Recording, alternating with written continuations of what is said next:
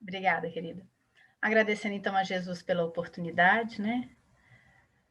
Ao cantinho de Jesus, né, gente, que nos dá essa alegria de toda terça-feira poder estudar o Evangelho segundo o Espiritismo e o Livro dos Espíritos.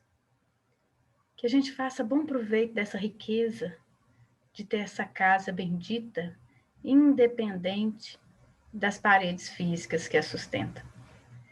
A gente está unido em vibrações por todos esses que foram falados agora no início e por cada um aqui presente de forma física e de forma espiritual. Então, que a gente possa aproveitar no máximo essa riqueza, sem desperdiçar nenhuma gota. E eu fico muito feliz da gente estudar esse assunto, esse item específico do capítulo 16, principalmente porque o capítulo 16 antecede o capítulo 17, que é o capítulo que eu mais amo do Evangelho segundo o Espiritismo, né, que é os seres perfeitos. Então, o capítulo 16 está ensinando para a gente, preparando a gente a chegar ao 17. E é uma coisa bem interessante, porque a gente acredita muitas vezes, nós, né, que às vezes estuda o Evangelho, e foi criado aí uma questão cultural, quem ainda veio de outras religiões, desde o passado até agora, quase que uma demonização da riqueza ou do dinheiro. Como se a riqueza e o dinheiro fosse um mal, que quem o possui é necessariamente vilão. E a gente nota que, a partir do momento dessa construção social, e às vezes até familiar, a gente coloca muitas crenças nos nossos comportamentos, que os nossos comportamentos são movidos por nossas crenças, e acredita que até se a gente tiver dinheiro, vai ser uma coisa ruim para a vida da gente. Que o dinheiro é ruim, que o dinheiro é sujo, não sei se vocês já ouviram falar isso, né? Dinheiro é sujo, dinheiro é ruim, dinheiro separa as pessoas, dinheiro incentiva a ganância. Então, ficou mais fácil para a gente, de acordo com a nossa ignorância no passado, e demonizar o dinheiro do que quem fazia mau uso dele. Como a gente tem uma dificuldade muito grande de olhar para a gente, né, de olhar para as nossas raízes, para nossas profundidades, de conhecer nossas emoções, e a nossa mente está muito mais dividida nessa questão dualística de certo e errado, de bonzinho, de criminoso, então nós vamos ter que achar o criminoso, nós vamos ter que achar o vilão. E durante muito tempo a gente acredita-se que o vilão é o dinheiro. Então, se você ficar rico, meu filho, você com certeza você não vai entrar no reino dos céus, né? Porque é só os pobres que entram no reino dos céus. E aí o item 7 vai mostrar para a gente algo diferente. E toda a doutrina mostra para a gente diferente. Só que às vezes a gente talvez tenha uma certa dificuldade de lidar com essa verdade, em visto que a gente já vem por muitos séculos e talvez muitas encarnações, acreditando numa mentira, como se verdade fosse, que o mal está no dinheiro e não no uso que se faz dele. Então, hoje, aqui nesse item, nós vamos ver que o dinheiro mesmo, segundo aqui o Evangelho segundo o Espiritismo, né? O dinheiro mesmo ele é neutro e ele pode fazer muita coisa boa. E não tem essa demonização que pode ter colocado na cabeça de alguns durante muito tempo, ao longo dessa construção social em relação do dinheiro. Tá? E ele começa assim, o item 7. Utilidade providencial da riqueza, prova das riquezas e da miséria. Se a riqueza houvesse de construir obstáculo absoluto à salvação dos que a possuem, conforme se poderia inferir em certas palavras de Jesus, interpretadas segundo a letra e não segundo o espírito, Deus que a concede, porque tudo é concedido por Deus, teria posto nas mãos de alguns um instrumento de perdição, sem apelação nenhuma. Ideia que repugna a razão. Sem dúvida, pelos arrastamentos a que dá causa, pelas tentações que gera e pela fascinação que exerce, a riqueza constitui uma prova muito arriscada, mais perigosa que a miséria. E o supremo excitante do orgulho, né? É como se a riqueza fosse o supremo excitante do orgulho, do egoísmo e da vida sensual. E o laço mais forte que prende o homem à terra, que lhe desvia do céu os pensamentos. produz tal vertigem que muitas vezes aquele que passa da miséria à riqueza esquece de pronto a sua primeira condição. Os que com ele a partilham, os que o ajudaram, e faz-se insensível, egoísta e vão. Mas do fato de que a riqueza torna difícil a jornada, não se segue que a torna impossível, e não possa vir a ser um meio de salvação para o que dela sabe servir-se, como certos venenos, podendo restituir a saúde se empregados a propósito e com discernimento. Então, veja que nesse primeiro parágrafo do item 7, eles estão explicando para a gente que é difícil, é uma prova difícil a riqueza, porque elas nos concede vários benefícios da vida sensual, de alimentar o orgulho e de nos acrisolhar o egoísmo. Essas sensações são umas sensações que fascinam a nossa persona, a personalidade, que alimenta o nosso egoísmo quando a gente quer tudo para a gente. Fica alguma coisa que fala assim, poxa, então eu posso tudo aqui na Terra com dinheiro, me facilita muita coisa. Eu posso comprar o que eu quiser, e eu posso até adquirir um certo poder de posse de muitas riquezas, né? Eu posso ter muito funcionário, eu posso mandar, eu posso desmandar, eu posso vigiar, me dá várias possibilidades. Mas como diz o apóstolo dos gentios, né? O convertido de Damasco, tudo me é permitido, mas nem tudo me convém. Então, com a riqueza, eu posso muitas coisas, mas nem tudo que a riqueza me possibilita me convém. Então, eu, com esse instrumento, que enaltece os prazeres materiais, sensoriais do corpo, né? Porque aí eu posso fazer todos os meus desejos mais carnais, vamos dizer assim, e aí eu posso cometer muitos excessos, né? Isso é perigoso, porque se eu tiver ainda numa fase infantil e não está muito dando importância para o espírito e muito mais para as sensações físicas, para os prazeres terrenos, eu vou fazer mau uso do dinheiro, porque aí eu vou estar agradando a quem? Eu vou estar agradando a minha personalidade egoísta, se caso eu ainda assim tiver. Então, eu vou estar me adoecendo mais ainda. É como se eu tivesse me munindo, alimentando a minha doença. Agora, se eu já estiver numa fase onde eu estou me desmaterializando e querendo atender às minhas questões íntimas do meu espírito crístico, ele pode se transformar a riqueza como um meio de satisfação para a minha elevação espiritual, porque eu vou poder fazer muito bem, poder construir muitas coisas, vou poder dividir muito. Então, o fato, como ele diz no final, de que a riqueza torna difícil a jornada, não se segue que torna impossível.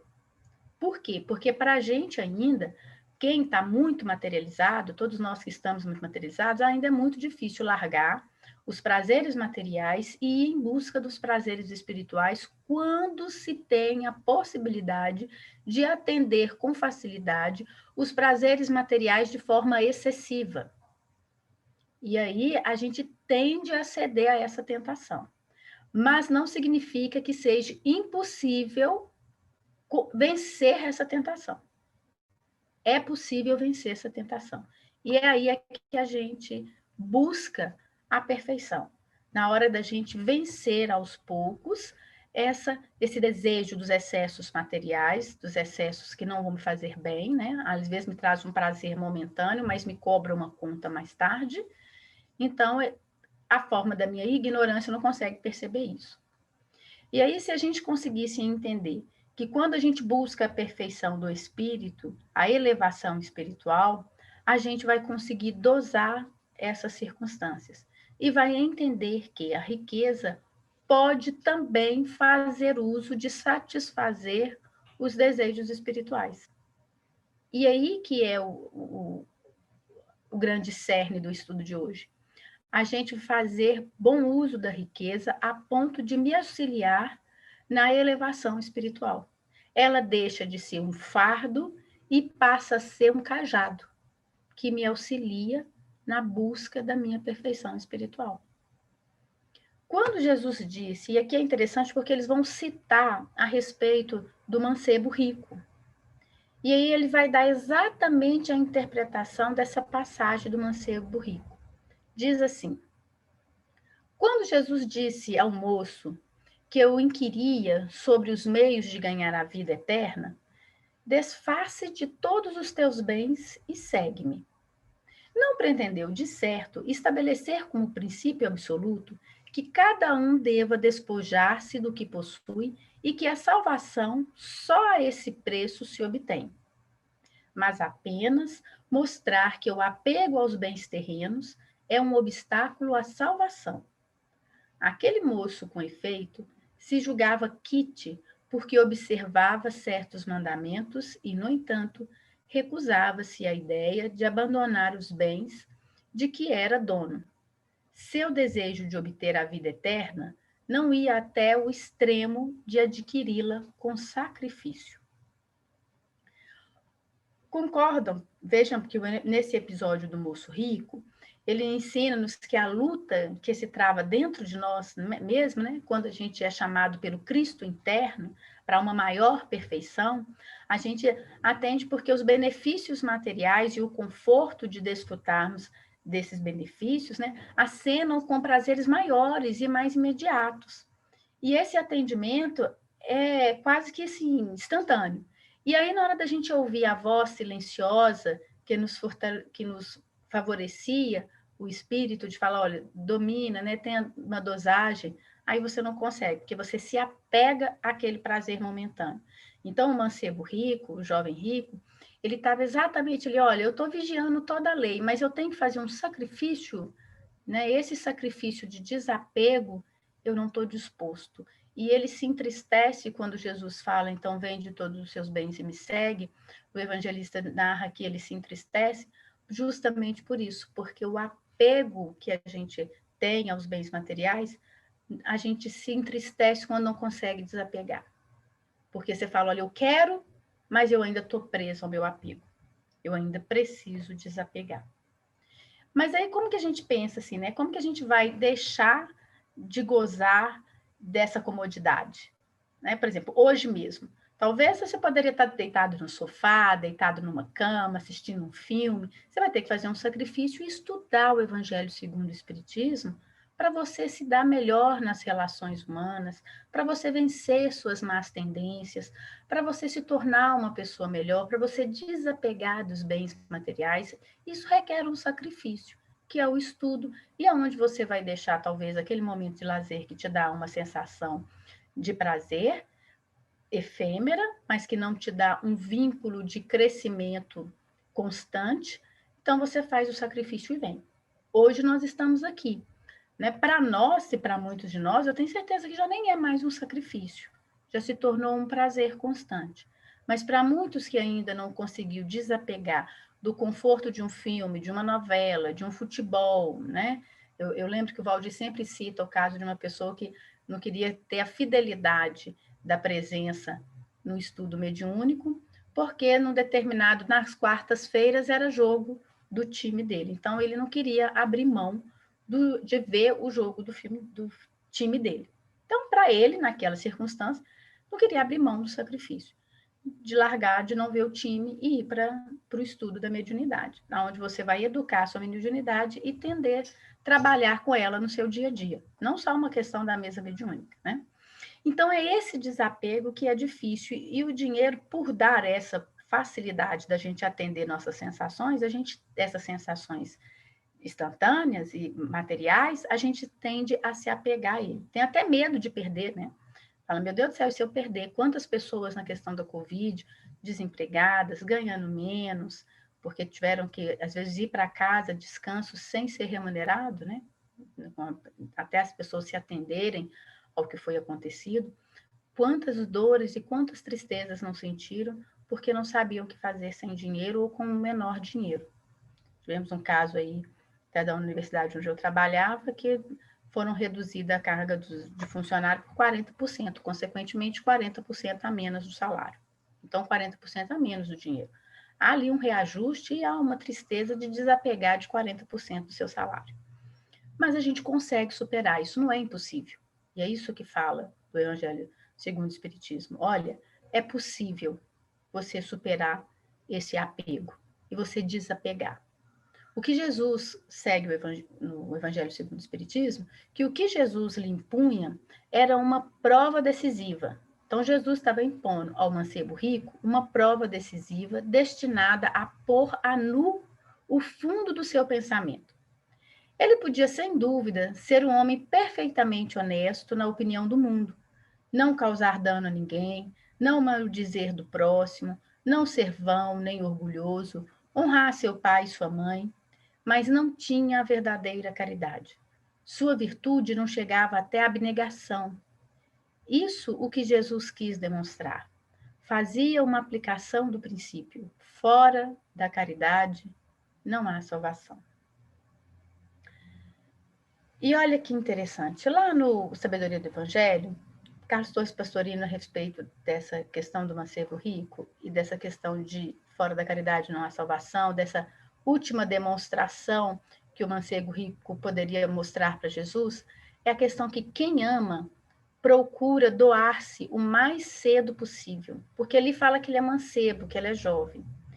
E nós, enquanto somos jovens, a gente quer deixar a caridade, quer deixar a abnegação, quer deixar o desapego para a velhice. Então a gente fala assim: quando eu aposentar, eu vou cuidar bem disso, eu vou juntar muito dinheiro, porque aí quando eu aposentar eu vou ter um dinheiro melhor e aí eu vou poder ter umas outras finanças e eu vou poder fazer caridade. Mas agora que eu estou jovem, eu vou juntar tudo que eu posso. Agora que eu estou jovem, eu tenho que trabalhar o máximo que eu posso, porque eu tenho que fazer uma riqueza agora. Agora eu não posso separar um tempo para auxiliar as pessoas. Agora eu não tenho tempo para a igreja, eu não tenho tempo para Deus, eu não tenho tempo para poder me curvar e analisar como estão minhas relações humanas. Porque agora eu sou jovem, eu tenho que curtir minha juventude. Então, o mancebo rico, ele era um jovem, e que ele foi perguntar a Jesus o que ele precisava para ter a vida eterna, para ganhar essa vida que vai além da matéria. Jesus fala para ele, né, o que está escrito, honram os mandamentos, né, o que está escrito na lei. Fala honrar pai e mãe, vai tecendo tudo isso. E ele fala, mas isso eu tenho notado e tenho observado desde a minha juventude, como se ele já não fosse jovem, né? Então, o jovem sempre acha que a fase infantil ou adolescente dele está muito longe. Então, ele fala, mas isso eu já tenho observado desde a minha juventude. Aí Jesus fala, então agora Jesus pede a prova decisiva de ser abnegado, de desapego. Então, desapega a isso que você acha que você tem. Recolhe todos os seus bens, vende e distribui aos pobres. Não num sentido que se levasse ao pé da letra, como diz o Evangelho, seria como se você tivesse bens materiais você não pudesse entrar no reino dos céus.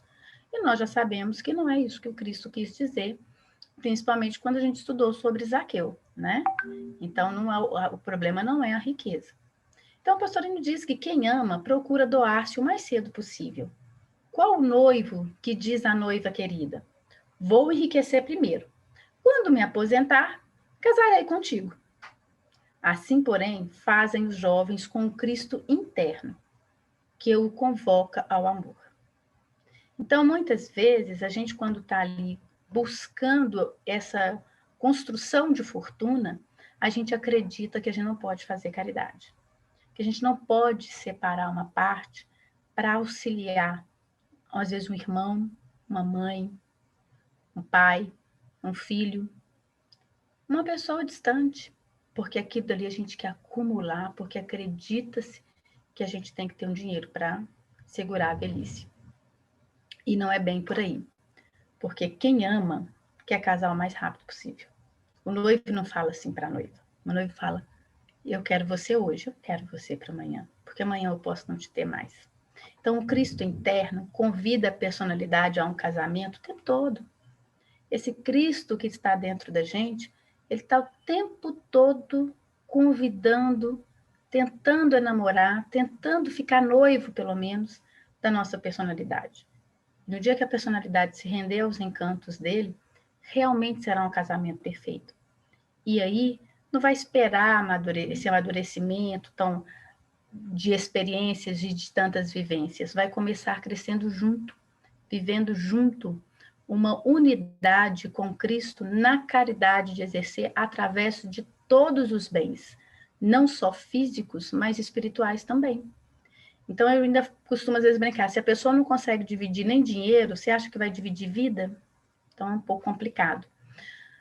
No Evangelho, continua assim. A consequência dessas palavras, em sua acepção rigorosa, seria a abolição da riqueza por prejudicial à felicidade futura e como causa de uma imensidade de males na terra. Seria, ao demais, a condenação do trabalho que a pode granjear, consequência absurda, que reconduziria o homem à vida selvagem e que, por isso mesmo, estaria em contradição com a lei do progresso, que é a lei de Deus. Vejamos bem, se Jesus estivesse abolindo a riqueza, como se ela fosse algo prejudicial, de fato, ele estaria também condenando o trabalho, porque todo trabalhador é digno do seu soldo. E o dinheiro, ele é fruto de um trabalho. Então, ele é um prêmio. E o que eu faço com esse prêmio é de responsabilidade minha, não é o prêmio que é o responsável pelas minhas ações, mas o que me motiva a ele. Então, pensar que Jesus condenou a riqueza, não dá para a gente acreditar e nem aceitar como justo.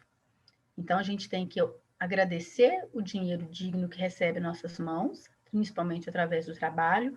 Aquele que recebe o dinheiro através de uma herança é justo e também receba com amor, né? A gente faz, às vezes, trabalho aí de sucessão de empresas, a gente vê que os herdeiros, né, aqueles que vão suceder, muito geralmente empresa familiar, que são os pais, eles precisam receber com amor, e não achar que estão ganhando de graça, não, porque a gente sabe que nas leis divinas, tudo é regido com muita justiça. Se você está recebendo essa herança, é justo que você receba. E mais justo ainda que você faça bom uso dela. Porque se a providência divina confiou em você receber, é porque sabe que você é capaz de superar a tentação e fazer bom uso dela. Então, é mãos à obras. Né? O progresso é lei de Deus. O trabalho é lei divina. E a recompensa dele é concessão de Deus também. Deus assim o permite.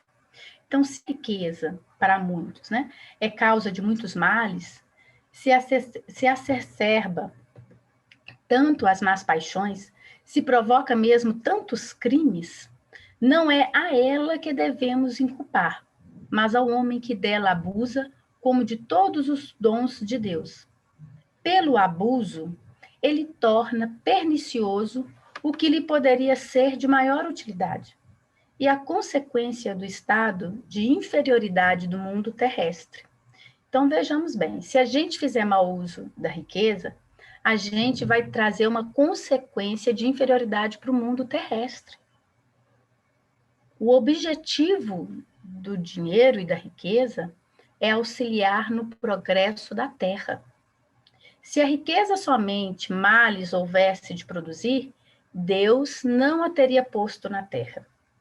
Porque Deus não cria nada para o mal. Todas, e nem permite que se crie nada exclusivamente assim, né? Então, ele colocou a riqueza na terra para o bem. Compete ao homem fazê-la produzir o bem. Se não é elemento direto de progresso moral, é sem contestação poderoso elemento de progresso intelectual. Então, ótimo. Aqui nós chegamos em uma ideia básica que a gente tem que ter por cerne. Até mesmo, gente, nós não sabemos quantos de nós aqui iremos ganhar a loteria, ou então iremos enriquecer com algum trabalho. Eu espero que eu esteja aqui falando para muitas pessoas que um dia vão ter muito dinheiro, porque são pessoas do bem, são pessoas que têm condições de vencer essa tentação e fazer muito bom uso do dinheiro. Então, se o dinheiro não é um motivo direto para o progresso, ele é um poderoso elemento do progresso intelectual. E o progresso intelectual é o primeiro passo que vai nos aproximar do progresso moral. Olha o que nos ensina aqui a codificação no Evangelho segundo o Espiritismo. Com efeito, o homem tem por missão trabalhar pela melhoria material do planeta. Então, se eu trabalho para a melhoria material do planeta, eu preciso de riqueza para isso. Né? O dinheiro me facilita isso. Olha hoje nós aqui. em plena pandemia. Estamos mostrando e podendo exercer as reuniões do Cantinho de Jesus, provando que o Cantinho de Jesus não é um espaço físico, mas um espaço vibracional, através de um estudo intelectual provocado pela ciência, que nos fez a possibilidade da ferramenta do Zoom. Cada um está na sua casa e estamos online. Alguém criou essa ferramenta, que precisou de inteligência para isso, para nos dar condições de colocar este progresso na Terra. E cabe a nós, através desse recurso material, exercer o progresso moral e espiritual de manter os nossos pensamentos e as nossas emoções em sintonia. E assim formar essa egrégore, independente de um lugar físico, mas de um lugar vibracional.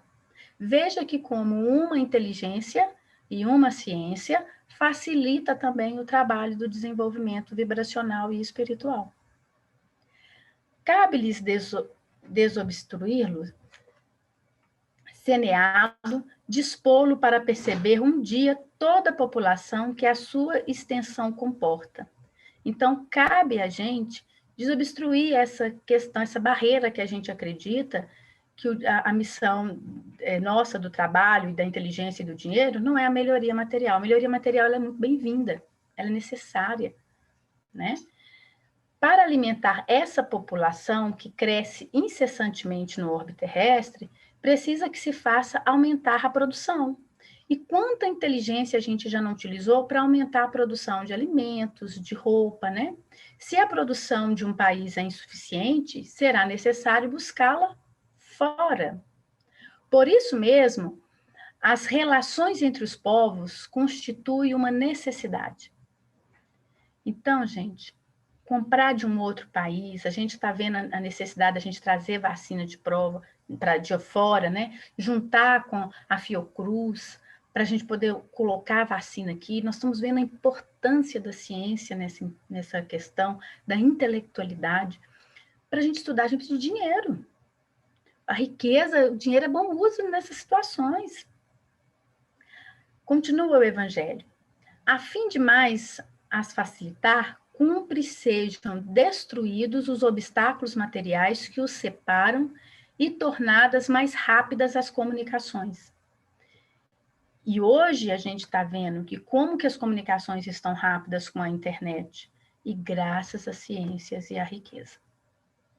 Vejamos aí como Bill Gates conseguiu levantar o patrimônio e quanta coisa boa fez nessas questões do mundo cibernético. Para trabalhos que são obra dos séculos, teve o homem de extrair os materiais até das entranhas da terra. E um exemplo disso a gente pode pensar no petróleo. E há pouco tempo nós descobrimos o pré-sal e estávamos aí polvorosos de saber como que a gente ia vender isso, porque o pré-sal era um valor muito grande, né? Então nós temos muitos recursos e que pode se tornar riquezas valiosas, riquezas monetárias, que a bem utilizadas, a bem distribuídas, chegam em benefício de todos. Nós tivemos no nosso país esse auxílio assistencial do governo, e independente aqui se é certo, se é errado, não estou aqui querendo entrar em mérito político, mas que eu louvo e agradeço a Deus, apesar de ser nova, mas de ter um pouco de conhecimento histórico, eu nunca vi distribuir dinheiro na mão direto do pobre. Dinheiro, né? Então eram R$600, depois parece que tinha família que recebia R$1.200.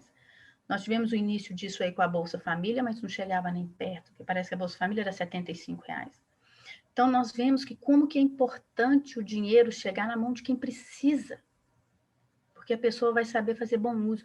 Ah, mas tem um tanto de gente que não faz bom uso. Não conseguiu vencer e superar a tentação, mas ele vai conseguir um dia. Isso não significa que a riqueza não pode ser distribuída, que o dinheiro não é benefício de chegar na mão de quem precisa. Mas, para levar à afeição, então, é interessante, vou voltar aqui, para trabalhos, são obras dos séculos, deve o homem distrair os materiais até as entranhas da terra. procurou na ciência os meios de executar com maior segurança e rapidez. Nós temos o petróleo e o pré-sal. Mas para os levar à perfeição, precisa de recursos. A necessidade fê-lo criar a riqueza, como fez descobrir a ciência. Então, a riqueza é uma necessidade humana, assim como a ciência também é uma necessidade humana. Espero sinceramente que com essa verdade de hoje, a gente consiga se policiar um pouco mais quando a gente olhar para alguma riqueza com algum desdém ou com alguma condenação, como se fosse ruim, ou como se aquela pessoa que tivesse a riqueza, ela não fosse justa ali estar recebendo. Que a gente consiga se policiar mais diante dessa verdade que o Evangelho segundo o Espiritismo nos apresenta. O Evangelho continua. A atividade que esses mesmos trabalhos impõem e desenvolve a inteligência. E essa inteligência que ele concentra primeiro na satisfação das necessidades materiais, então satisfazer as necessidades materiais é devido, e primeiro a gente se concentra nela, o ajudará mais tarde a compreender as grandes verdades morais. Então, se eu consigo atender as minhas necessidades materiais e eu consigo ver que a inteligência faz isso, essa mesma inteligência vai me ajudar a compreender as verdades morais. Eu vou buscar a moralidade, eu vou buscar atender a matéria e depois eu vou buscar atender o espírito. Sendo a riqueza um meio primordial de execução, sem ela, não mais grandes trabalhos, nem atividades, nem estimulante, nem pesquisa. E hoje não preciso nem falar para vocês como que nós precisamos da necessidade das pesquisas. Está aí a vacina tão esperada, fruto das pesquisas. A vacina contra o Covid-19, né? Com razão, pois é a riqueza considerada elemento de progresso. E isso, gente, traz um alívio no coração. Não é para dizer que eu não tenho riqueza, o outro tem, então a riqueza é uma perdição. Ou então serve de consolo, né? Quando a gente não é rico, aí a gente fala assim, mas pelo menos eu sou rico de bens espirituais, e o outro é rico, então a riqueza não é uma coisa boa, porque eu não sou rica, então ser rico não é bom. Não, gente, ser rico é bom. Ser rico é uma prova. E eu vou ter que ter uma responsabilidade com essa riqueza. E que pode ser perigosa se eu não assumir a responsabilidade que ela tem. Então, ela não precisa ser um fardo, mas ela não é uma pena, ela não é leve. Ela não é de alguém que está gozando de bens materiais indevidamente, porque a ela será cobrada a responsabilidade do uso dessa riqueza. Então, a gente deve orar pelos ricos, para que faça bom uso de suas riquezas e conseguir fazer com que o dinheiro chegue na mão de quem precise. Porque o dinheiro pode nos fazer muito bem. Ele tem essa missão de nos fazer bem quando utilizado em mãos poderosas, porque a riqueza, ela é considerada um elemento do progresso, ela facilita a inteligência, da inteligência atender às necessidades materiais, e das necessidades materiais a gente vai compreender as grandes verdades morais. As necessidades materiais atendidas, né?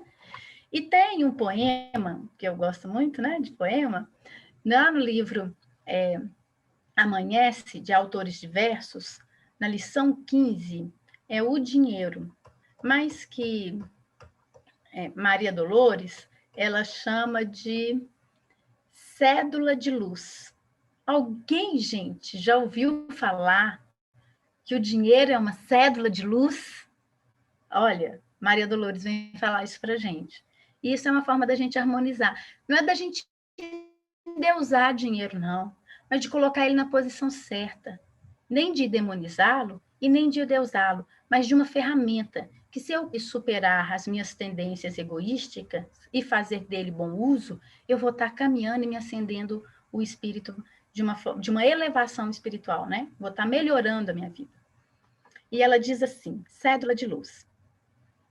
A fim de realizar singelo estudo sobre alívio nas lágrimas terrenas, durante algumas horas, acompanhei de pensamento mudo 10 cruzeiros apenas. A cédula saiu primeiramente das mãos de um sapateiro, pobre, alegre, risonho, parecendo uma estrela vinda em sonho para trazer apoio a um menino doente. Dessa criança humilde prosseguiu na bela caminhada e sustentou 2 pratos de socorro a companheiros tristes que jaziam febris em antiga calçada. Logo depois, das mãos de um balconista, sem maiores recursos, ei-la seguir sem pretensões de esmola, de modo a socorrer um perquerrucho acidentado quando vinha da escola. Logo após garantiu ligeira refeição de modesta família em provação. Ao terminar o dia, a cédula fizera tanta luz, tanto amor, tanta alegria, que levantei o coração e, ensaiando exprimir o meu louvor, só consegui dizer: ó providência eterna, pela bendita possibilidade com que simples moeda, obedecendo ao teu amor, pode criar no mundo tantos samaritanos e tantos sirineus, pelo dinheiro que nos dá, no trabalho e na paz. Sê louvado, meu Deus. Maria Dolores, muito obrigada a todos. E eu passo agora para a Jaqueline. Obrigada, Tati. É muito bom o estudo. É muito a reflexão, né, que teremos que ter sobre o dinheiro, a riqueza e a pobreza. E agora, nosso irmão Valdir Silva, para o Livro dos Espíritos, a partir da questão 972. Valdir? Sim. Boa noite. Obrigado a todos aí pela presença. Obrigado, Jesus, né, pela oportunidade. E vamos continuar as nossas reflexões. Os assuntos acabam estando, de uma certa forma, interligados, né? E, claro, que faz parte de tudo isso. Que os assuntos acabam sendo os mesmos. E a gente vai fazendo reflexões diferenciadas para atingir o nosso objetivo do aprendizado. Então, agora, na continuação do Livro dos Espíritos, a gente está lembrando, né, na quarta parte, que chama Esperanças e Consolações, capítulo 2, né, Penas e Gozos Futuros, e no item 4, Natureza das Penas e dos Gozos Futuros. E a questão 972, que o Kardec pergunta: como procedem os maus espíritos para tentar os outros espíritos, não podendo jogar com as paixões? A resposta, né? As paixões não existem materialmente, mas existem no pensamento dos espíritos atrasados. Os maus dão pasto a esses pensamentos, conduzindo suas vítimas aos lugares onde se lhes ofereça o espetáculo daquelas paixões e de tudo que as possa excitar. Então, como eu disse que o assunto está interligado, por exemplo, uma das grandes paixões é a paixão pelo dinheiro, pela riqueza, né? pela posse em geral. Tudo isso aí alimenta paixões diferenciadas dentro dessa mesma área da riqueza, do poder, da aquisição das coisas. E aí, então, ele está falando quer dizer, a pergunta do Kardec é sobre a influência que os maus espíritos podem exercer sobre os outros espíritos também, quer dizer, os desencarnados. Porque, no primeiro momento, pode parecer que os desencarnados não estão mais envolvidos com o jogo das paixões. Então, quer dizer, aí há um grande engano, claro. Porque, na verdade, as paixões que nós alimentamos aqui são as paixões do espírito. A gente vai e vem com elas até resolver. Enquanto nós não resolvemos as nossas paixões, que são íntimas, Jesus diz lá naquela passagem lá da verdadeira pureza, né? Ele fala que o que faz mal para o homem não é o que entra pela boca, é o que sai. Porque o que sai vem do coração. Então, são as más tendências, as paixões, os vícios, os defeitos todos que vêm da nossa intimidade. Então, eles estão na nossa intimidade como espírito. A nossa intimidade é espiritual. Os vícios, os defeitos que eu não resolvi aqui durante a encarnação, eu vou levá-los para o plano espiritual. Ao chegar lá, eles podem estar muito mais acentuados do que estiveram aqui. Então, a ganância, por exemplo, pelo dinheiro, Tem um fato que eu não consegui achar em qual obra está, me parece que é o pai do André Luiz, que falava de ouro o tempo todo, que tudo que ele via, tudo que ele pegava, ele falava que era ouro. Eu não tenho certeza se é o pai dele, mas eu acho que é. Eu não sei também qual livro que está, não. Eu não consegui É o achar. avô. Hã? É o avô, Walter. É o avô, Era né? o avô e está no livro No Mundo Maior. No mundo maior. Isso. Então, quer dizer, o que aconteceu aí? Ele era espírito, ou seja, já desencarnado, mas ainda estava totalmente apegado ao dinheiro.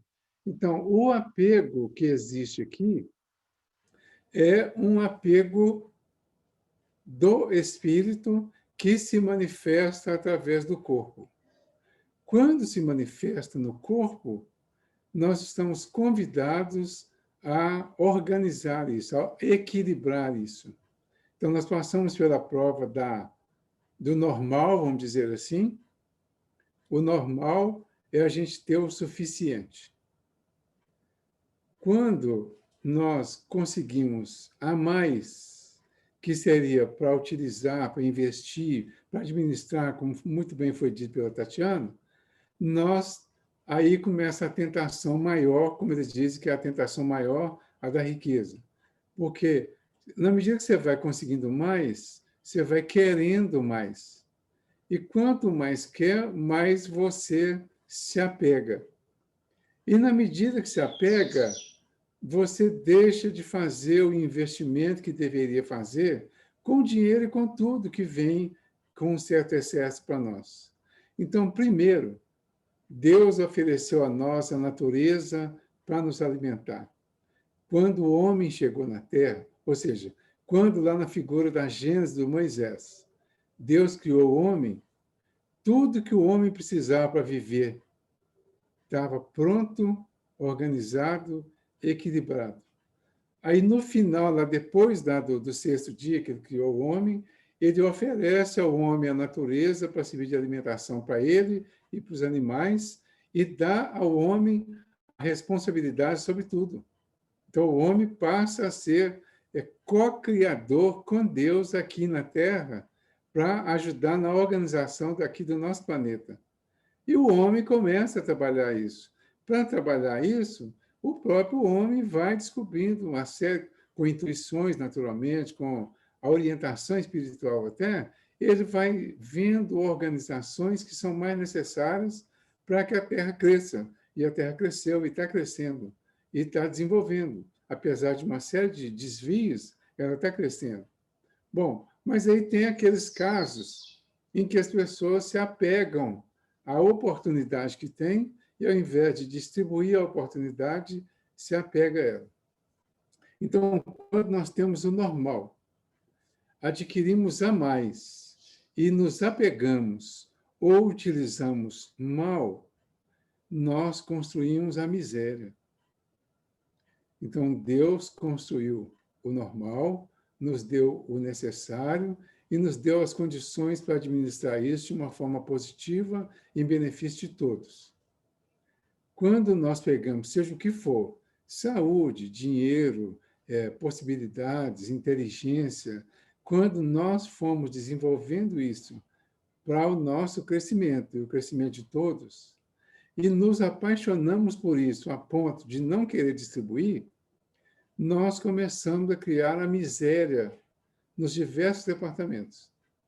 Essa miséria que nós criamos aqui, moralmente falando, nós a levamos para o plano espiritual.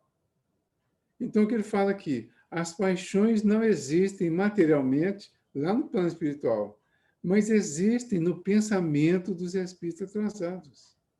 E os maus dão pasto a esses pensamentos, conduzindo suas vítimas aos lugares onde se lhes ofereça o espetáculo daquelas paixões e de tudo o que as possa excitar. Então, se vai para lá, levando todas essas paixões das posses, as paixões dos relacionamentos, por exemplo, de querer ser dono das pessoas, aquelas paixões que levam a sentir necessidade de vingar da sociedade, das pessoas, de alguma situação que por algum motivo, tudo isso vai ficar conservado, os espíritos perseguidores, eles terão acesso a isso com a relativa facilidade. E, ao ter acesso, eles vão usar isso, como no livro Libertação, do André Luiz, aquele departamento, aquele lugar lá, né, onde está lá o Gregório. O que eles fazem lá? Eles dominam as pessoas pelas suas paixões. Eles dirigem as pessoas pelas suas paixões.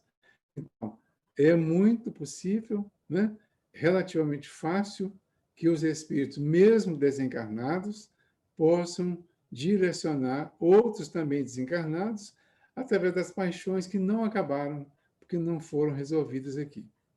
Então, aqui, cabe uma lembrança do Evangelho, que é sempre útil lembrar, né? Eu imagino que todo mundo já sabe até de cor, mas é sempre útil lembrar aquele versículo 25 e 26 do capítulo 5 do Mateus, que fala: reconciliai o mais depressa possível com o teu adversário, enquanto estás a caminho com ele, para que ele não te entregue ao juiz, o juiz não te entregue ao oficial de justiça, e ele não te coloque na prisão, porque de lá não saireis enquanto não pagares o último ceitil. Vejam a delicadeza e a importância dessa passagem. O que é o adversário do homem aqui na Terra? A gente passa a vida achando que o nosso adversário é a outra pessoa. Da mesma forma que o que Jesus ensinou sobre a riqueza foi mal interpretado, ou seja, não quiseram ver o que ele fala em diversas situações lá de riqueza, da mesma forma, essa questão que ele fala dos nossos inimigos internos não foi observada com a devida seriedade. De uma certa forma, ainda não é. Em outro momento, lá ele falando com os discípulos, lá no capítulo 10 do Mateus, ele fala que os inimigos do homem estão dentro da sua própria casa. Não estava se referindo especialmente à casa física, embora esteja também o inimigo externo. Gente, parece que a minha internet está falhando um pouquinho, né? Está dando para me ouvir aí? Tá dando para ouvir bem. Para mim está ok também. Ok. Pode Então, continuar. o nosso inimigo... Obrigado. O nosso inimigo, então, é o nosso inimigo interno, principalmente. Porque o nosso inimigo externo, ele é criado pelo nosso inimigo interno. O nosso inimigo da casa física, ele é o resultado da nossa criação íntima. Esse inimigo físico que existe dentro ou fora da nossa casa física, ele existe porque nós o criamos, o construímos de alguma forma, exatamente através dessas nossas paixões. Quando ele diz, então, para reconciliar, uns falam conciliar, outros falam reconciliar, ele está dizendo que nós precisamos reconciliar conosco, transformar essas nossas paixões para que elas não continuem alimentando os inimigos internos que vão atrair os inimigos externos. Por isso, os espíritos apaixonados do mundo espiritual têm acesso aos espíritos apaixonados que chegam lá mais recentemente, sem experiência, sem conhecimento às vezes, e totalmente culpados muitas vezes, porque fizeram coisas aqui para alimentar as próprias paixões, que agora a culpa, o remorso, não permite que eles reajam diante desse e querem dirigi-los para situações piores. Então, esta é uma reflexão que nós todos precisamos fazer. O nosso assunto está relacionado com as penas e os gozos futuros. São as penas e os gozos que vão acontecer no plano espiritual, mas que vão acontecer também em outras encarnações. Mas o mais importante é o que está acontecendo agora. O mais importante é como está a nossa vida agora. é o que nós estamos realmente construindo agora. Como estão as manifestações das nossas paixões agora, porque são elas que alimentam os processos obsessivos aqui, e nós aqui somos espíritos também, que estamos abrindo espaço para ser obsidiados, para ser dominados até. E se não acordarmos para essa transformação que o Evangelho propõe, nós vamos continuar alimentando a paixão e ela vai ser o principal ponto de acesso dos desencarnados que estarão em condições de nos receber e de nos maltratar. Então, que a gente reflita sobre isso. E na continuação da pergunta, na 972, é a 972A, o Kardec continua falando, mas de que servem essas paixões se já não tem objeto real? Para que servem as paixões se já não tem objeto real? Aí os espíritos respondem, nisso precisamente é que eles está o suplício, a dor, o sofrimento. O avarento vê ouro que lhe não é dado possuir. É o caso do avô de André Luiz, né? O avarento vê ouro que lhe não é dado possuir. O devasso, orgias em que não pode tomar parte. O orgulhoso, honras que lhe causa inveja e de que não pode gozar.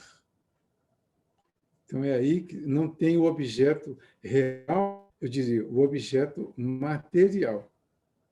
Mas, para eles, é como se isso ficasse materializado, principalmente na intimidade. E, principalmente, quando esses recursos são usados para serem obsidiados, para serem dominados, para serem conduzidos a alguma situação pior. Vejam esse detalhe. E aí a gente vai se posicionar, né? Cada um de nós. Será que eu sou avarento? Porque se eu sou avarento, se eu sou apegado ao ouro representando todas as riquezas, vou ter problema no plano espiritual, porque eu vou chegar lá e vou continuar vendo ouro, só riquezas. Se eu sou devasso, se eu estou acostumado com orgias e continuo achando, nesses tempos agora de pandemia, por exemplo, vejam quantas pessoas estão sendo denunciadas, quantos grupos estão sendo denunciados, porque parece que as pessoas não conseguem ficar, não posso chamar de orgias, mas sem as festas, sem as diversões, sem os prazeres da noite, por exemplo, sem as bebidas, sem tudo isso que está acontecendo. Então, quem é apegado a essas coisas, quem não consegue sobreviver sem isso, vai chegar no plano espiritual e terá acesso a essas lembranças, a esses pensamentos, e aí ele fala que é aí que está o suplício, porque não vai ter condição. Aquele que não pode, quer dizer, não vai tomar parte da orgia, não vai ter o ouro, o orgulhoso, ele vai querer honras que lhe causam inveja e que não pode gozar. Então, aí é a dor que vai acontecer no plano espiritual para começar a alertar sobre a necessidade da transformação. Esses espíritos vão passar por um processo de aprendizado, inclusive, se derem condições para isso, e vão reencarnar dentro dos ambientes, famílias, das situações onde poderão corrigir esses desvios. Então, isso é o que eu chamo de miséria. Porque muitos que tiveram excessos e que se apaixonaram pelo excesso, quando reencarnarem, uma grande parte pelo menos, terá o contrário. Então, o contrário normal e do excesso é a falta. E é a falta que caracteriza a miséria. Quando nós vemos miséria falta de alguma coisa, parecendo injustiça de Deus, por exemplo, pensemos antes. Deus ofereceu a nós o que era necessário para nós. Deu condições para que nós utilizássemos um pouco mais para progredir, para fazer o progresso. Mas se agora há falta, significa que essa falta que eu tenho hoje de algo é a falta de algo que eu joguei fora. Ou desperdiçando mesmo, ou simplesmente utilizando indevidamente. Essa é a reflexão que eu convidei a fazer, né? Nos analisar. Eu sou avarento? Eu sou devasso? Eu sou orgulhoso? Mas vamos responder isso sinceramente conosco mesmos. Fazer um trabalho. Porque se é necessário resolver até o último ceitil, então nós já podemos estar aqui com oportunidade para resolver esse último ceitil. E se for possível, resolvamos. O inimigo, ou adversário, é o nosso defeito, é o nosso vício, é a nossa paixão. Quando nós não reconciliamos, quando nós não resolvemos, nós voltamos ao plano espiritual e vamos encontrar com o juiz. O juiz é a consciência, porque a consciência vai nos acusar de ter feito o que não devia e de não ter feito o que devia. É o juiz. Quando esse juiz nos acha, nos encontra, nos coloca conscientes dessa realidade, nós vamos nos encontrar com o oficial de justiça, que são os espíritos responsáveis pelas nossas próximas encarnações. Lá no capítulo 12 do Missionários da Luz, do André Luiz, está muito bem ilustrado isso. Então, ali está a ilustração do que é o oficial de justiça. São espíritos, tem um departamento lá de programação das reencarnações, onde alguns espíritos já mais avançados orientam os reencarnantes, os candidatos à reencarnação, para organizar uma reencarnação de acordo com as próprias necessidades. E um dos últimos casos que tem lá é um caso assim, bem dramático, né? Porque é de uma senhora que vai reencarnar com 4 filhos em situação horrível. É uma senhora que foi muito poderosa, a família era muito rica, muito poderosa, o marido era um trabalhador, uma pessoa que cumpria com seus deveres, mas ela vivia como madame, como uma pessoa que, quer dizer, não tinha muita preocupação com isso, e fez com que os filhos vivessem assim, foram, de uma certa forma, mal educados e utilizaram indevidamente as finanças com as drogas e outras coisas mais. Voltam ao plano espiritual e a mãe vai ver a situação sofrida que estavam os filhos, que desencarnaram de formas muito horríveis. Então, durante muito tempo de trabalho, de aprendizado, ela vai para esse departamento e vai propor a organização da próxima encarnação dela. Ela vai renascer pobre, miserável, o marido também pobre, claro, vai ter os 4 filhos de volta. 3 deles deficientes físicos e mentais. A filha com uma pequena deficiência, mas a filha seria a que a ajudaria após a desencarnação ou o afastamento do marido. Então, ela ficaria sozinha com esses 4 filhos e essa programação seria para a reeducação dos 5, porque utilizaram indevidamente as suas riquezas do passado. Ou seja, alimentaram as suas paixões, cada um do jeito que pôde.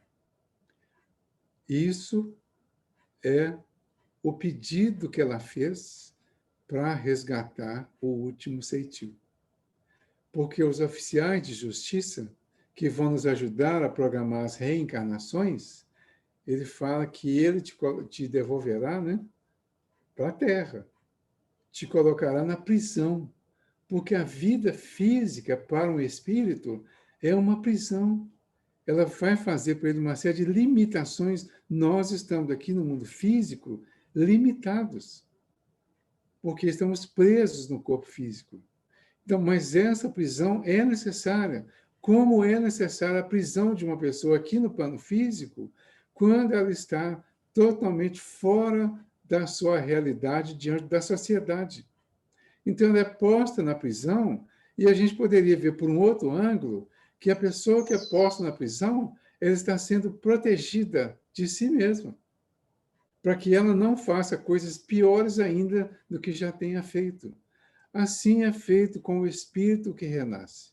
E aí ele diz: de lá só saireis depois que pagar o ceitil. E aí nós paramos para refletir sobre essa passagem e vamos pensar na nossa situação. Eu me lembro muito da história do livro lá, que está Vidas de Outrora, né? Que é um título lá, O Último Ceitil.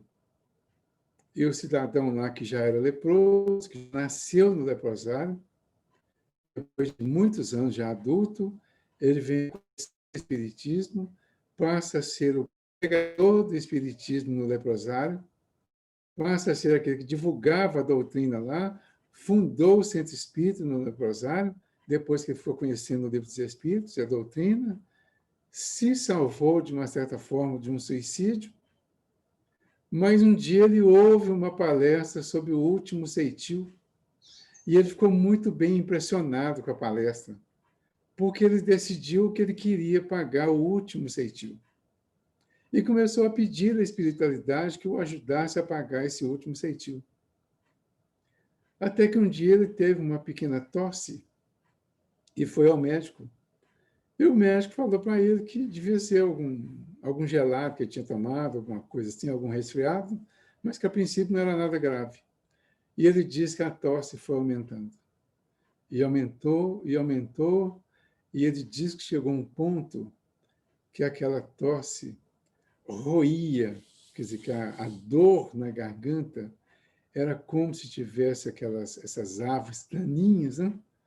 Roendo, bicando a garganta dele. E aí ele ouve a voz da espiritualidade, né, pela intuição, dizendo a ele: você não queria pagar o último ceitil? Então tá aí, paga. E ele, que já era leproso, que viveu ranceniano, né, a vida, agora tinha um câncer no final da vida que veio impedir. Naquele momento lá, parecia que o câncer vinha impedir que ele divulgasse o evangelho, a doutrina que ele divulgava para as pessoas. O evangelho que ele lia para os doentes lá no leprosário. Mas, na verdade, o câncer veio calar a voz do comandante brutal do princípio do Império Romano, que saía invadindo, destruindo cidades, e mandando matar e deixando matar pessoas de todos, homens, mulheres, crianças, velhos, não tinha o maior respeito por nenhum deles, e ao comando daquela voz, os exércitos entravam e matavam. E o câncer estava calando aquela voz como um último recurso de resgate para que ele se livrasse, que ele fizesse o pagamento do último ceitil. E aí sim, ao desencarnar, e ele começa a história dizendo que ele não morreu de câncer, de lepra, que ele morreu de câncer. No final da história, ele volta ao plano espiritual e lá ele chega e se vê iluminado e livre das grandes cargas e das grandes paixões que ele tinha vivido aqui. Então, o suplício, ele vai acontecer. Ele vem em forma das mais variadas dores. a cada um de acordo com a sua obra e com a intensidade da sua obra. Mas todos nós nos libertaremos dessas dores, desses suplícios, na medida que fizermos a nossa parte. Deus nos dá a oportunidade, nos perdoa das nossas faltas, perdoa e usa de misericórdia, permitindo que nós possamos renascer nos mesmos ambientes, as mesmas pessoas com quem falhamos, para que haja a possibilidade dos consertos. É o perdão e a misericórdia de Deus facilitando a nossa vida para resolvermos. Mas se chegamos aqui e, ao invés de buscar a solução, nós buscamos a reclamação, nós acabamos alimentando o problema e criando situações ainda piores para o futuro. Por isso, estamos nos convidando aqui agora a essa oportunidade do resgate das nossas faltas. Que busquemos uma lucidez cada vez maior, com tranquilidade. Eu não estou propondo aqui nenhum martírio. O livro diz reforma íntima sem martírio. Não é uma proposta de martírio, não é uma proposta de autossuplício. É uma proposta de autorrenovação, com tranquilidade, com beleza, com leveza, com fé em Deus, com certeza de que Deus continua sendo bondoso e misericordioso a todos nós. Mas uma certeza também que Ele vai nos oferecer a oportunidade do resgate, de pagar o último ceitil. E que nós, se recebermos essa oportunidade, nós vamos aprender a agradecer por isso. Se não aprendermos a agradecer, nós vamos continuar como estamos, de repente até piores, vamos voltar ao plano espiritual, vamos rever tudo e teremos novas oportunidades, porque o juiz vai nos levar ao oficial, que vai reorganizar a nossa vida, a vida física inclusive, e vai nos colocar de novo na prisão. Até que um dia nós voltemos lá com todas essas dificuldades resolvidas por ter o último ceitil. Hoje, nós temos uma admiração muito grande pelo João Batista.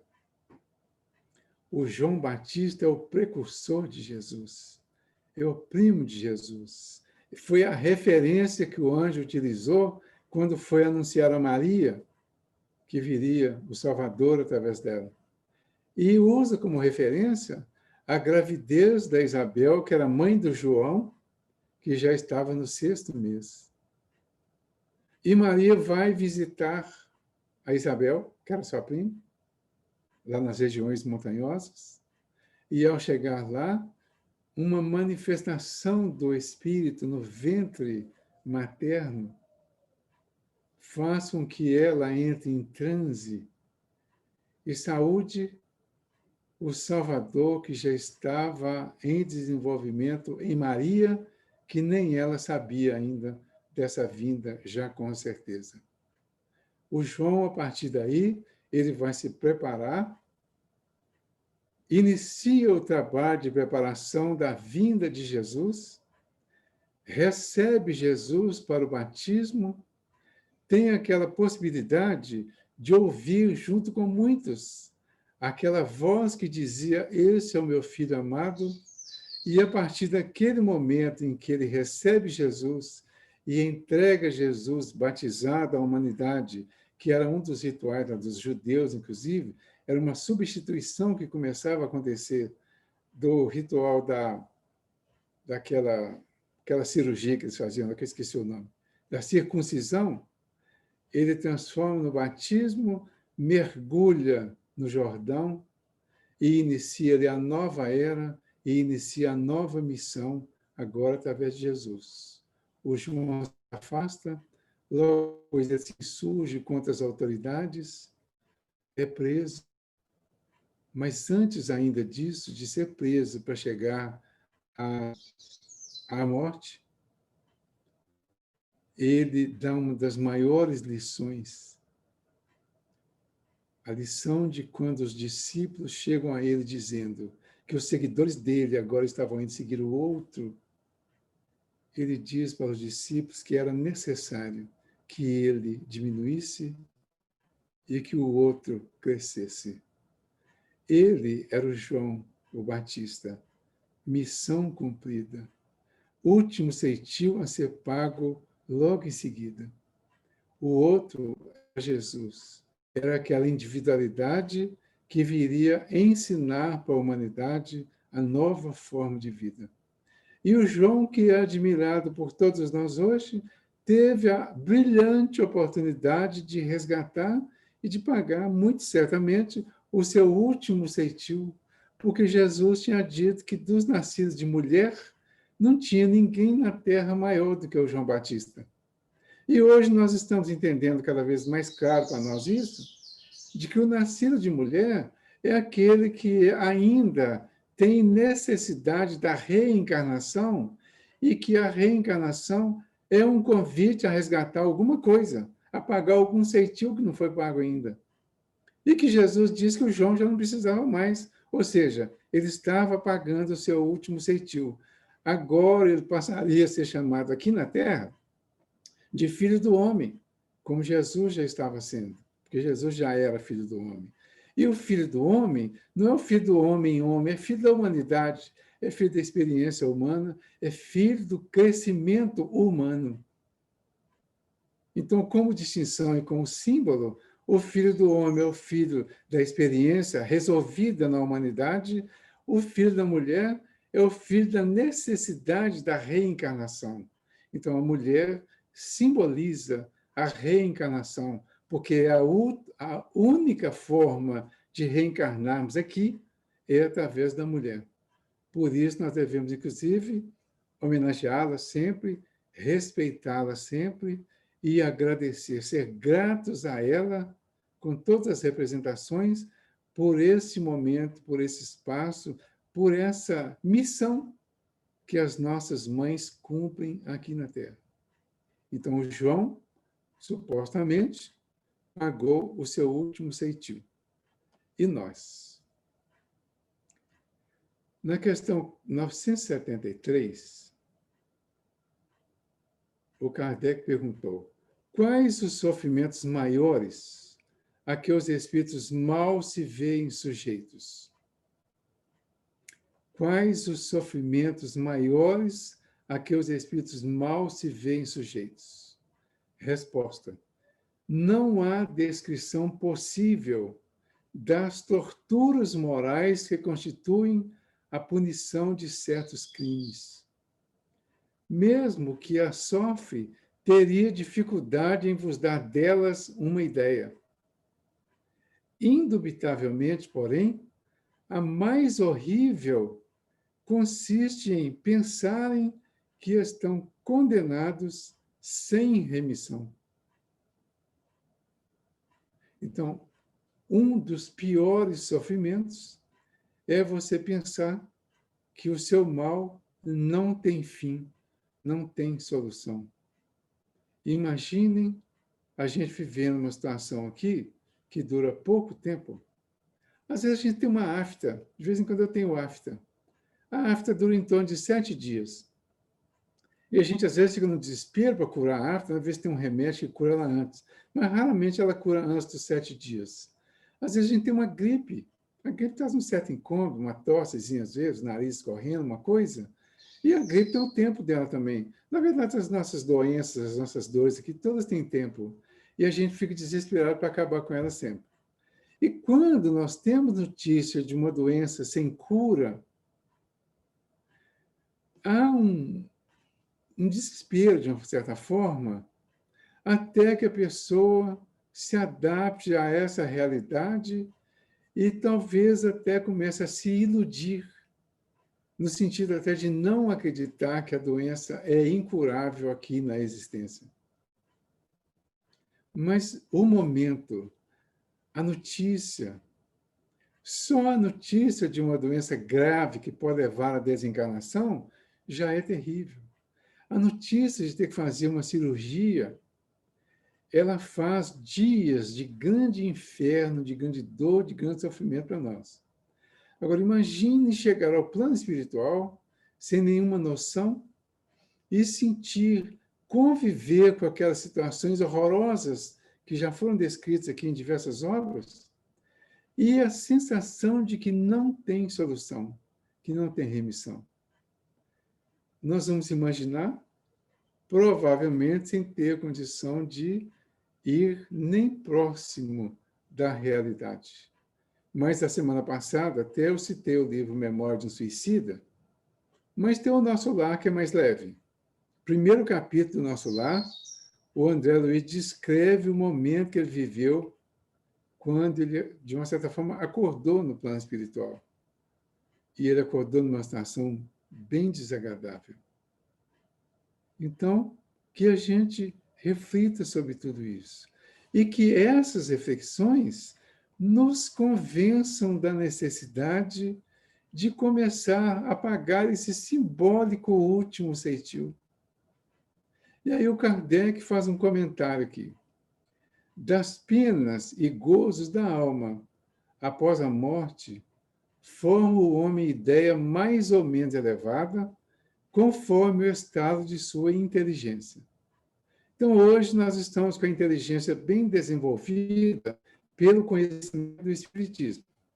Então, nós já temos condição de imaginar, pelo conhecimento, pela convivência com os espíritos sofredores, que nós convivemos com as reuniões, eles têm nos alertado sobre o que pode manter as continuações que eles fizeram e que nós provavelmente ainda fazemos. Quanto mais ele se desenvolve, quanto mais essa ideia se apura e se escoima da matéria. Compreende as coisas de um ponto de vista mais racional, deixando de tomar ao pé da letra as imagens de uma linguagem figurada, ensinando-nos que a alma é um ser todo espiritual. A razão mais esclarecida nos diz, por mesmo, que ela não pode ser atingida pelas impressões que apenas sobre a matéria atuam. Não se segue, porém, daí que esteja isento de sofrimentos, nem que não receba o castigo de suas faltas. Essa questão do castigo está muito forte ainda, né? Eu tenho proposto que a gente mude essa questão de castigo. Porque quem castiga? A impressão é que Deus está castigando. Deus não castiga. Se Deus perdoa, ele castiga. Se ele castiga, ele não perdoa. Então, o que ele faz? Ele não castiga, ele perdoa. Mas como que ele perdoa? Dando oportunidade para nós vermos a experiência que foi construída por nós, para que essa experiência resolva os nossos funcionamentos contrários à lei de Deus. Eu acho que assim fica mais leve. A ideia de castigo não é boa também, porque o castigo ainda alimenta aquela impressão de que Deus é culpado pelo castigo que estou sofrendo. E para chegar à ideia de que Deus está sendo injusto comigo, assim, porque nenhum de nós, no primeiro momento, quer aceitar que foi o responsável pela dor que está vivendo. Então, para aceitar, para assumir a responsabilidade, é muito difícil.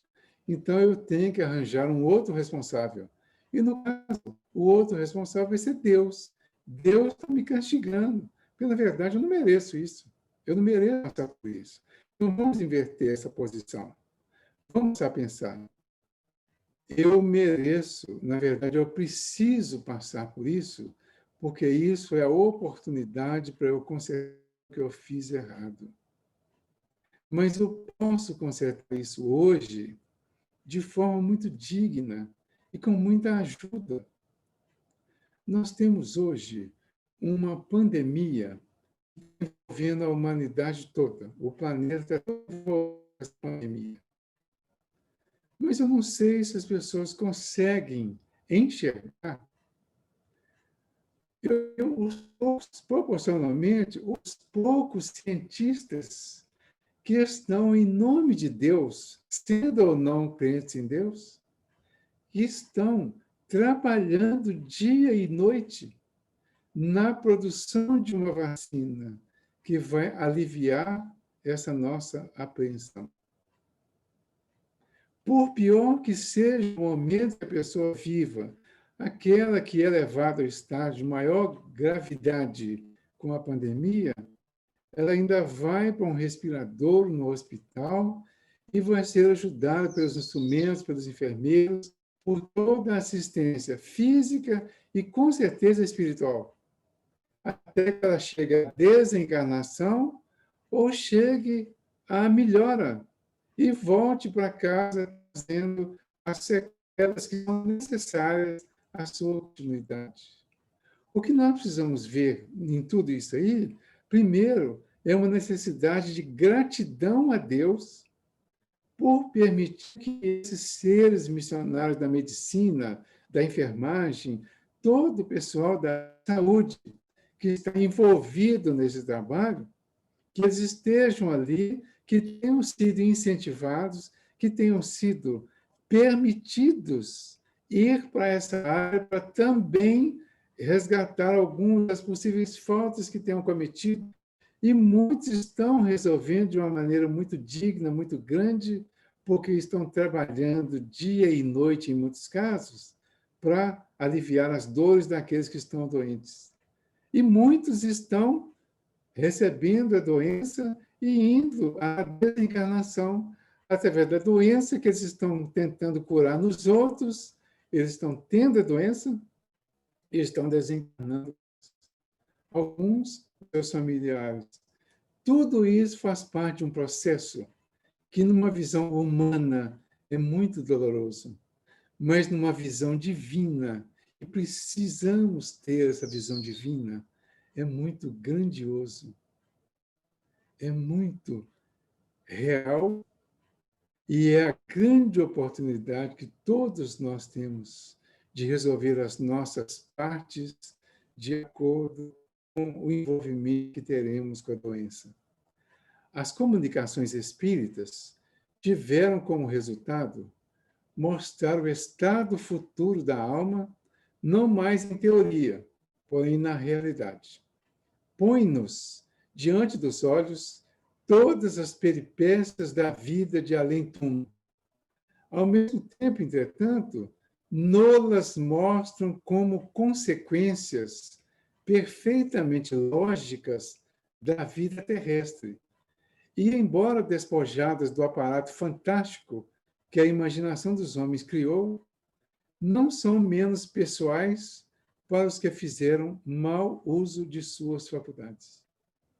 Infinita é a variedade dessas consequências, mas, em tese geral, pode-se dizer: cada um é punido por aquilo em que pecou. Em versão moderna, mais moderna, nós podemos dizer: cada um tem a oportunidade de consertar aquilo que fez errado. Assim é que uns os são punidos, como ele fala, né? Punidos, ou alguns têm a oportunidade pela visão incessante do mal que fizeram. Então, terá a visão incessante do mal lá, para que essa visão o incentive a mudar e corrigir o próprio mal. Outros serão pelo pesar, outros pelo temor, outros pela vergonha, outros pela dúvida, pelo insulamento, pelas trevas, pela separação dos entes que lhes são caros e etc. Parece que essa mensagem foi escrita esses dias. Mas vejam bem, lendo igualzinho está escrito aqui, ele fala, assim é que é uns. Ele fala lá. Nós vamos trazer para cá no momento que a gente está vivendo. Uns são punidos, né? Pela visão incessante do mal que fizeram. Todos nós somos punidos dessa forma, todos temos essa visão, consciente ou não, do mal que nós fizemos através da nossa consciência.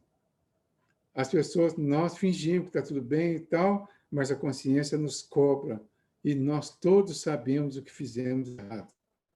Então, pelo pesar, pelo temor, pelo medo da punição, pelo medo da cobrança, da prisão, pela vergonha. Essa vergonha me incomodou mais do que os outros. Porque uma das coisas que eu tenho, que eu não gosto de ter, é a oportunidade de ficar com vergonha de alguma coisa. E em alguns momentos, em algumas situações, a gente se sente muito envergonhado exatamente por ter feito ou por ter deixado de fazer determinadas coisas. Mas tem também pela dúvida, gente, pelo insulamento. Olha o insulamento que a pandemia está provocando em todos. Nessa visão aqui, o insulamento pode ser uma forma de punição, se quiser, de baixo para cima. Mas pode ser uma oportunidade para reflexão e para conserto, se olharmos de cima para baixo. Pelas trevas, a ignorância, o desconhecimento e pela separação dos entes que lhes são caros. A pandemia de novo. Separação dos entes que lhes são caros. Separação, aqueles que foram se separam dos que ficaram. E os que ficaram se separam dos que foram. Então, para todos nós, esses itens aqui constituem a grande oportunidade de aprendizado e de crescimento. Então, eu sugiro que todos vejamos no Evangelho segundo o Espiritismo, no capítulo 5, vou ler agora, já está na hora, chama Motivos de Resignação. Que nós possamos continuar essa semana pensando na resignação diante das nossas dores, diante das nossas dificuldades. Muito obrigado a todos, que Jesus nos ilumine, nos abençoe e continue nos fortalecendo para que possamos continuar vivendo e vivendo bem, apesar de tudo que está acontecendo.